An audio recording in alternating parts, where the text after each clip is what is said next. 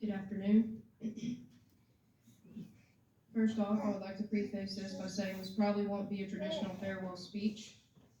However, several years ago, I promised my aunt that I would speak for her, and today I intend on keeping that promise. So with that being said, I would like to open with the following verse. He heals the brokenhearted, and he binds up their wounds. That's Psalms 147:3. Now I feel that's pretty straightforward. I did not choose that verse for my aunt, however, I chose that for us. She is not the one who is suffering anymore. She's gone, and we have to find a way to be okay with our grief, and I think that verse is a pretty good place to start. I would also like to mention a little bit about Sandy at this time. Above everything that I'll say, she was a fighter. Life threw so much at her, and she found a way to be victorious about every single time. She is the daughter of Shirley Castle, whose reputation far precedes anything that I could say about her here today. She is the mother of Dwight Campbell, who we all know was her pride and joy. And lastly, she is the sister of Barbara Smith and Joey Davis. Sandy enjoyed telling stories of her days working at Uncle Bud's in the bowling alley. During the warm weather, she enjoyed passing her time sitting on her porch while gossiping on the phone, and in the winter, she often did the same thing except with a lot more complaining. Sandy was the proud pet owner of 2 yapping dogs known by the name of Ace and Grace. Above all, even as she aged and the wrinkles set in, my aunt was always beautiful.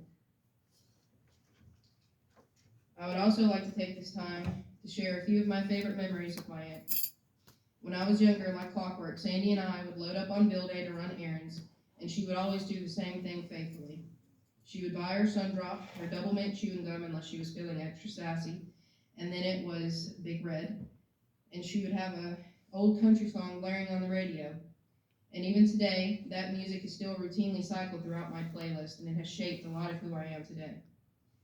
Mostly, I just remember the comfort I felt, because that is what Sandy ultimately was. She felt like home to me, and I imagine she has a lot for you as well. Now, I would like to end this by saying that I was scared to come here today because that made it all too real. But I thought of how often my aunt must have been scared with all of those medical procedures or even at the funeral of her own son, and I came because if she can be strong, then I owe it to her to be strong too. A philosophy of my aunt that I would like for you all to take with you is that it's okay to be scared, but it's not okay to stay scared. And it's okay to be sad, but don't stay there too long. Take your time to grieve, and then be strong like Sandy. I encourage you all to remember that life is what you made it, and Sandy chose to make it beautiful.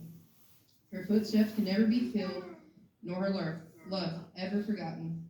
I thank you all.